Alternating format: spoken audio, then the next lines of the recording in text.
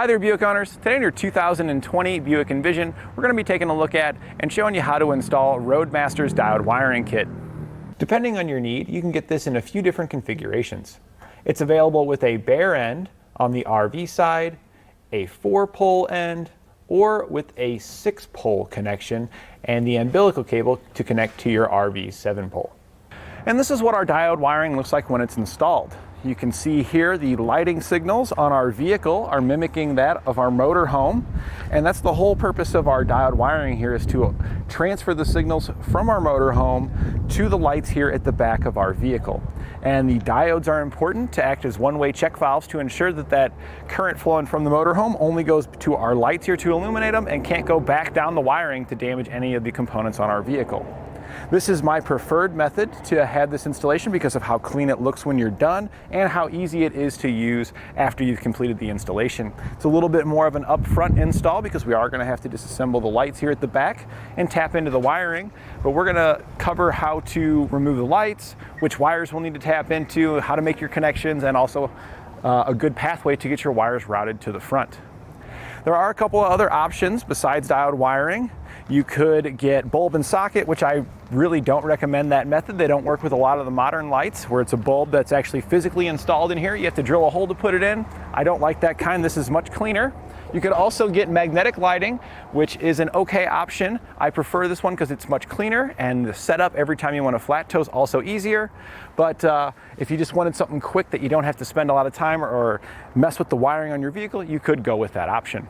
We'll begin our installation here at the back of the vehicle. We want our lift gate open. That's going to reveal the fastener that's attaching our headlight and our taillights in place. We're going to remove both the driver and passenger side taillight assemblies.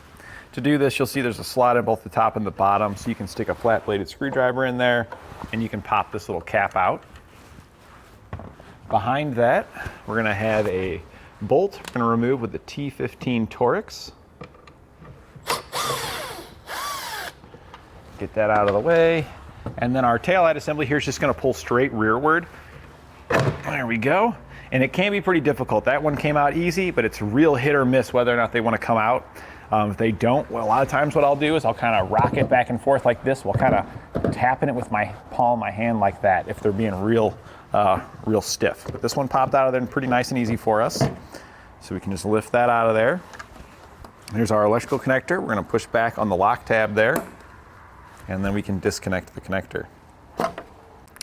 All right, so now we need to get to our wiring here so we can make our attachments. So we're going to peel the tape off of here so we can get to our wires. Once we get the tape off of here, we'll be able to peel this plastic sheathing off.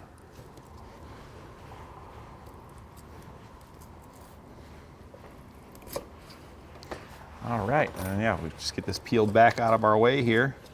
Might have to do a couple of more cuts just at a couple of spots, but we want to try to get it back all the way down to about that corner there, because we're going to need quite a bit of length because there's not a lot of room to work with for getting our assembly reinstalled into here. We're concerned with the yellow wires, so you're going to have one that's white with a yellow stripe and one that's gray with a yellow stripe. Those are the two that we need. So now that we've got those separated, we can go ahead and cut both of those and strip back the ends of each one of them. And I'm going to stay a little bit kind of in the middle of about here because we want to have some excess on both sides to be able to ensure that when we go to put our taillight assembly back in, we can kind of move those diodes around as necessary to make them fit. So this is a pretty good spot about right there. We've cut them both, and then we're just going to strip back each and every one. Now that we've got all these stripped, we can grab our diodes. You see here, you'll get 3 that have all blue, and you'll get 1 that has a single yellow. This one's going to be for this side, but right now we're mainly concerned with the blue ones. So we need a total of 4 blue for this side. So we'll take 3 of them off of one, and we'll just take 1 off the other one. And we're going to crimp these onto each of these wires. So I like to give them a little bit of a twist, just kind of keeps all the strands together so we don't have a stray strand popping out anywhere. Grab our crimpers.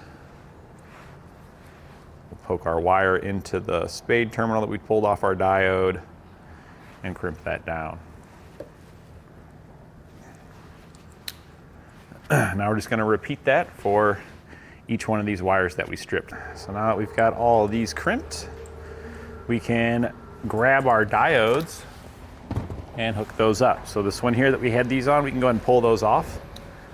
We'll be using those here in a minute, but for now, we can plug these back together. So each wire we're going to plug in to the in and the out. The out is always going to be the connector side going towards our light, and the ins are always going to be the source of where our that's illuminating light comes from. So we're going to have our vehicle source as well as our motorhome source. So we're going to go ahead and we'll start with the gray with the yellow stripe. We're just going to poke this on to the in. This is coming from the vehicle. And then the connector side here, this is going to the light. We're going to plug this into the out. We'll now take our other diode here. We're going to make our connection for our other one. Plug our yellow wire in there, yellow and white, and then we'll take the other end of the yellow and white here and plug it in on the other side. Now the reason we'd cut these two wires is because of the functions of these wires.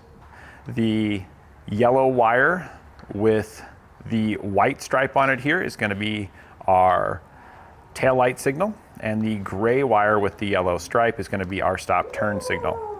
So now that we've got those hooked up, we can go ahead and start running our wires up here. So we're going to go ahead and get the harness that comes in our kit, and we'll get that routed up. I'm using a piece of airline tubing here. If you're working at home, what you probably got laying around there that works really nice is a metal coat hanger. You can unfold that. And we're going to start here at the top. We're going to feed this down. Another thing that works decently is some string. If you tie something heavy to the bottom, like a nut or some fishing lures, you can try and drop it down. It's not as easy as something that's that you can push a little bit with, but that is another way that does work fairly decently. And then once we drop this down, we should be able to reach up here and grab it. There we go. And now that we've got that end, we're going to take our harness, and this is the harness here that comes in your kit. You got a bunch of this wire. We're going to feed this up, but we do not need the green wire on this side. Green wire is for our passenger side stop and turn signal, so we can go ahead and just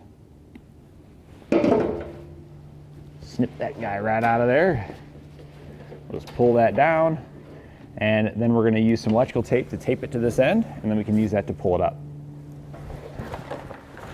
We've got our wire here now. All right, after I pull my wiring up, one of the first things I'll do is I'll zip tie it to the factory harness. That way it can't fall back down, because nothing's worse than when you're working on this and all of a sudden all your wire falls down on you. So that'll prevent that from happening.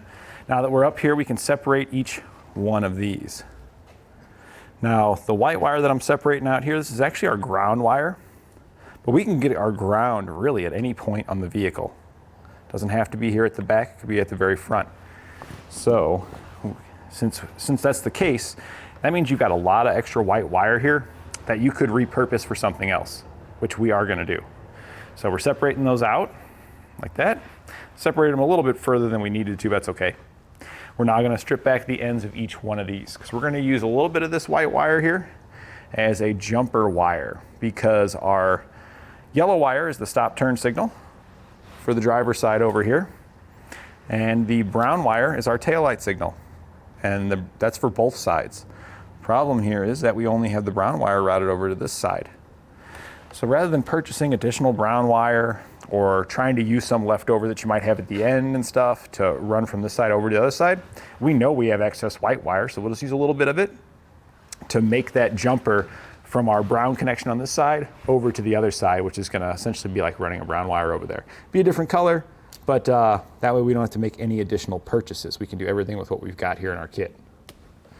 All right, so now that we've got them all separated, our yellow one here is going to get a blue spade terminal. And now we got that yellow spade terminal that we had. That's special for this side. And what that is for adding that brown wire to be able to make that jumper to the other side. Again, we're going to use some white since we've got some here. Plenty of excess that we don't need that we can utilize. So we'll twist the white and the brown together. Grab our yellow butt connector here, and then we'll get this one crimped down. I did switch to a different set of crimpers here just because this yellow one's a little bit bigger, works a little bit better in this heavier duty set. You can get crimpers just like this here at eTrailer. These are the Performance Tools ones that we sell. All right, so now we've got this side connected here. We just need to make our connections over here. So we know that on this side, yellow and white is our taillight circuit. So it's going to be the brown and the white.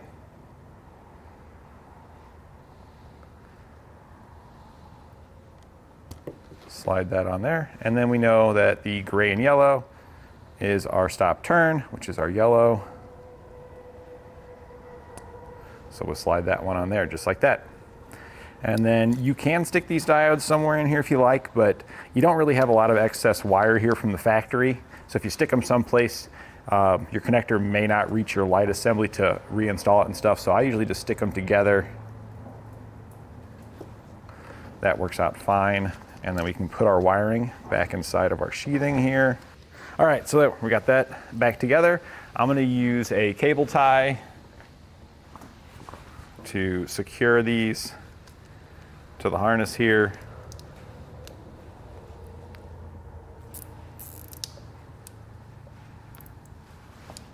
Trim off the excess there. All right, so we've got our connections made there. We can just poke any excess wiring we've got kind of down in there. We got it zip tied, or we got it cable tied to our other harness so it's not going anywhere. We can go ahead and pop this side back together. Grab our taillight assembly here. Grab our connector, line it up, plug it in, push our lock tab back in place. And then I found that these, if we kind of put them like somewhat like this when we reinstall it, there's room for those diodes in there in about that position. So we're going to try to keep them there. It's kind of a pain to install this assembly because if you look here, this is one of the attachments that goes in that hole there.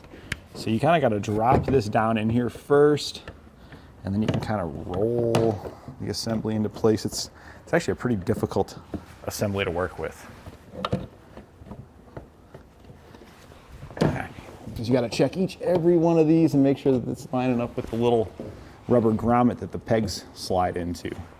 And there's 3 of them, so you got one there as well. All right, we got all 3 lined up. Gentle push. If you give it a gentle push and it doesn't go all the way in, your diodes are probably obstructing something, preventing it from going all the way in. But if it slides in just like that, that's all good. All we need here, we can go ahead and reinstall our screw. And then we're gonna route our green wire over to the passenger side to do that side. All right, so we're now underneath. We routed them across to the other side. Here's our wiring here. We come from the driver's side over there. We go above that bumper beam attachment. We just pushed it right on top of that. Just stuck my hand around there to push the wire over. Now, before we did route the wire, we did get the length that we need for our white wire to go to the other side. The way that I determined how much white wire I need for the other side is by using the green wire. We had already peeled back that green wire some, and all I did is I took the green wire and I just kept peeling more back, and I just held it underneath the vehicle and stretched it across, and then I kind of did a little 90-degree thing myself, just seeing, you're like, oh, I hold it over here, hold it up here, cool, I know it's going to be long enough to reach. So I did that with the green wire first to just verify, just testing it underneath here, just kind of holding it up, making sure that it's going to be able to reach there. Once I do that, I took the green wire here and I actually fold it back along the harness there. Once I fold it back, I find where the green wire stops when folding it back, and I cut the white wire right at that point. That way, my white wire and my green wire now are going to be the exact same lengths, going from that side over to this side. So again, we just stay above the bumper beam, and then we use that little fish wire trick that we showed you to pull our wire up behind the taillight assembly. All right, so here on the passenger side, we've got it completed. It's pretty much the same exact thing we did over there. The only thing that's different is our wire colors change a little bit on this side. On our passenger side here, we want the yellow and white once again, but we also want this violet colored wire here as well. And things do change just a little bit on this side. Over on the driver's side, the yellow and white wire was the taillight wire, but over here on the passenger side, the yellow and white wire is the stop turn wire. That's why we got the green wire going into the diode, because green is stop turn for passenger side. So both of those go in and then they go out to the light, just like over on the driver's side. The purple wire over here on the passenger side is going to be our tail light circuit. So we just simply poke that in, cut it, blue terminals just like we did on the other side. And then the white wire, this is that jumper that's connected to the brown over on the other side. It's coming over here to bring that tail light signals over to this side as well. So that way it's mimicked on each side. So there you go. This is pretty much the same stuff we did over there. Just make sure you're choosing these wires and hooking them up the way you see it here. All right, so now we've got everything hooked up here at the back. We need to get our wires routed forward. So it kind of starts at the middle and we have to route a little piece of it back over to the side, going back above that bumper beam. And then here it is right here where we come back out. You only see 3 wires because we're using part of that white still. We want to make sure we avoid our exhaust and any moving components. Anything that has to be hot like that or anything that's going to move and rip our wires. So we stay above any factory wiring we can find. We're going to add some more zip ties as we go, so we'll probably end up zip tying it there. We stay above our rear suspension here. And then when we come out the other side of our suspension, we kind of poke it above this paneling and we'll continue further forward. But this is where I cut the white wires at about right here. And this is a perfect spot for adding our ground. Again, you could add it further to the front if you wanted. It mainly just needs to be grounded by the connector up there, but we can get grounded at any point. So we're going to get it right here since this is a nice, easy spot to get it, and this is a good panel to add our self-tapping screw. Because you don't want to self-tap right into the bottom like your trunk pan or something, because that'll poke all the way into your trunk, and then you potentially can get moisture, exhaust gases and stuff in there. We don't want that. This one here we can tell is an empty channel. I can stick my finger in there. I know that this is not going to enter into the cabin of the vehicle here, so that's why it's such a good candidate for our paneling. So we'll take our white wire here. We're going to strip it back. We're going to grab that ring terminal and we're going to crimp it onto that wire. All right, now we just need to attach our ground. You'll have a self-tapping screw that comes in your kit. Grab your 8mm socket to do so. There we go. We want to make sure it's nice and snug. If you can, if you're hitting this or you're able to spin it in there, that means it's not very snug. That's exactly what we're looking for. It's nice and secure. We've got our ground there. So we're just going to continue on routing our wire up to the front now. So we poked it through the opening that was right here. And then we just stay above this paneling here. Just kind of stay above it. It can just kind of hang out and sit there. We do push it towards the outside. So that way it comes out here to the outside of our fuel tank. So it's just sitting on the paneling. You don't need to zip tie it up to anything if it's just going to hang out there. We route it down the side of our paneling, going above any wiring we see to help keep it up. And once we get here to the front, there's a nice little opening slot here that we can poke it through. And from here is where we actually use another of the fish wire things that we showed you at the back. We do the same thing with our engine compartment. Push that fish wire down, we'll tape it up here, and then we'll pull it up into our engine compartment from there. You will notice I do have a zip cable tie here to try to ensure that our wiring kind of sits on this bracket tree here, because this bracket tree doesn't move, but our sway bar here will kind of pivot and move just a little bit, and we don't want to rub through any of our wiring or hoses. So if we can have it sit right on top of that bracket, that's a non-moving piece. So yeah, putting a cable tie there just helps direct it, keeping you away from moving objects. So here we are under the hood of the vehicle now in the engine compartment. This is our wiring here, so that's kind of where we fed our fish wire down through this opening, angling back that direction, and then we were able to pull it up. Once we pull it up, we'll use another cable tie here to ensure that none of our slack can fall back down onto anything that's potentially could damage our wiring. So, and you can even, if you get, have a little bit of slack after you cable tie it, you can even give it a little extra pull to pull up any of that slack. From there, we just run down the side of our battery here, going forward. We'll make a small little turn here, cable tying it to this factory wiring, and then passing through. And then you might notice here, hey, this looks a little different than your car, because the best time to install your diode wiring, as well as your supplemental braking system, and pretty much most of your flat toe components, is during your base plate installation. When you go to install the base plate on your vehicle, I recommend getting the base plate installed, and then once you get to the step in your base plate where it's like, hey, reinstall all your stuff in reverse order of how you removed it, well, that's the perfect time to take a break from the base plate and putting it back together to do your diode wiring, because look at how much easier it is for us to get in here and route this wiring. Same thing with your braking system. So I always like to stop here because you really can make the job much cleaner. You can minimize the length of wires and stuff because you can get to stuff a lot easier and ensure that you're routing it in a way that's going to last a long time. So yeah, we just poked it through the opening here. You can see my hand fits in here because we got the whole fascia off. We run it down, then we just run it along our base plate over towards our 2 attachment points. This is for our base plate where you would mount your connector. So all that we have left at this point is to actually just attach our wiring here to our connector. We'll trim off the excess we don't need here and we'll attach to the connector. The attachment of the connector though, I recommend waiting on that until you do have all those parts back in place. So now that we've got all of our wiring here, run up to this point, I'm gonna go ahead and reinstall these components here. And then we'll show you how to get this wire attached to our connector. Because the problem with doing the connector now, if you put it on now when you go to put that fascia back on, the connector is going to be too large. You'll have to trim out a very large hole in the front of your vehicle for that to pass through. And we don't want to do that. We want to make things look nice and clean. So you can see how small these 2 little posts are here. We only need to trim out for these 2 posts, slide our fascia on, and then we can attach the connector. All right, so here we are again at the front of the vehicle. We've got our fascia reinstalled. Got all that stuff taken care of. We pulled our diode wiring through. And we also, if you have any supplemental braking system or any other components that you may need to hook up, you can want to pull those through as well.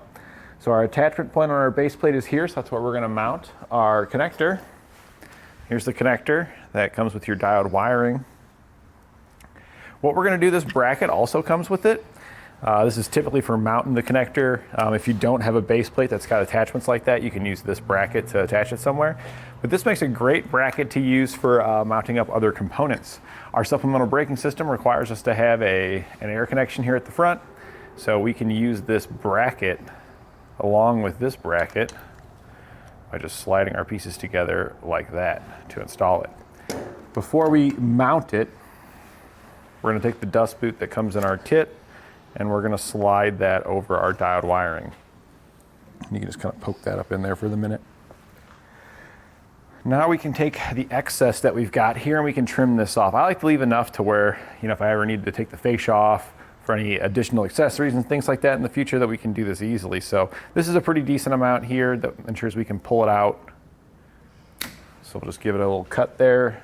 And we don't need to strip them back or peel them back that far, just enough to where we can access each and every one of these wires. So I'm just gonna cut in between them here. All right, and now that we got each one separated, we can strip each one of them. So just grab your strippers and go ahead and undo those. All right, so now that we've got them all stripped, I like to twist each one because we don't want any stray strands inside of our connector potentially touching on another one of the contacts in there. You can have some strange things that function that way, function unexpectedly, and it could potentially damage something. So, all right, so now we've got our assembly here. We're gonna be attaching those to it. I'm just gonna move this out of the way for a minute just so we can more easily see the connector itself. There are labels here on the back.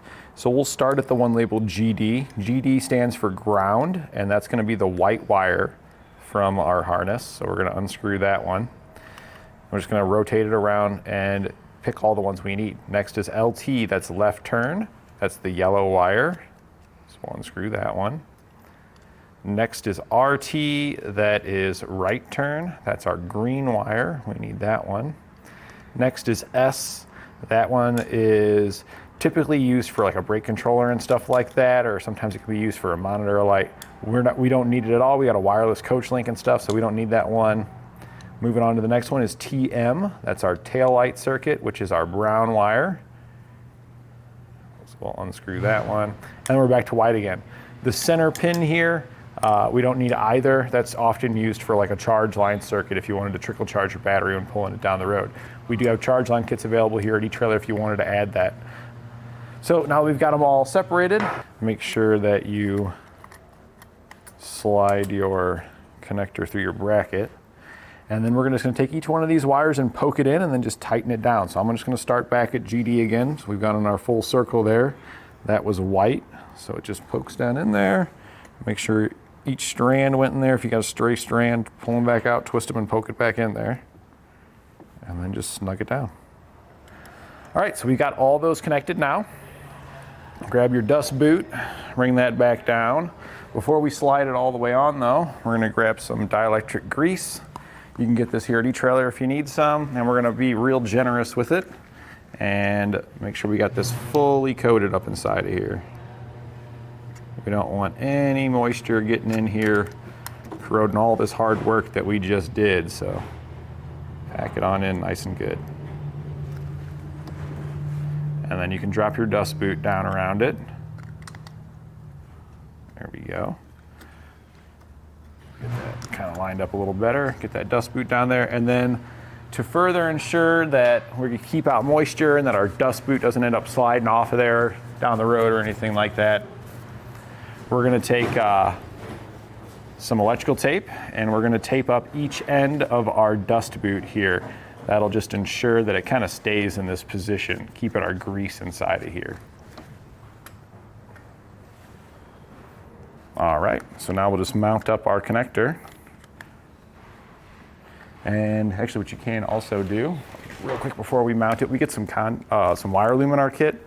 I like to put a little bit of it on here. This is a good spot to put it.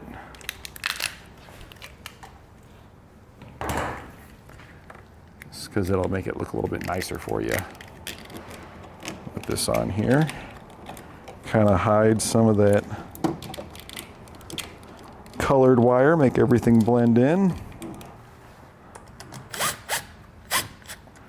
And it looks like hardware that comes with our base plate is going to be a little bit too short to grab, which is kind of surprising. Usually it's not, because we're only adding this small thickness of this plate onto there.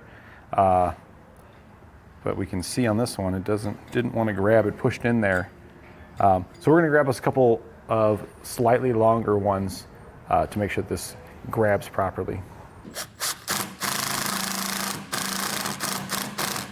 All right, now that we've got our connector fully mounted up, we can plug this into the back of our motorhome to test it out.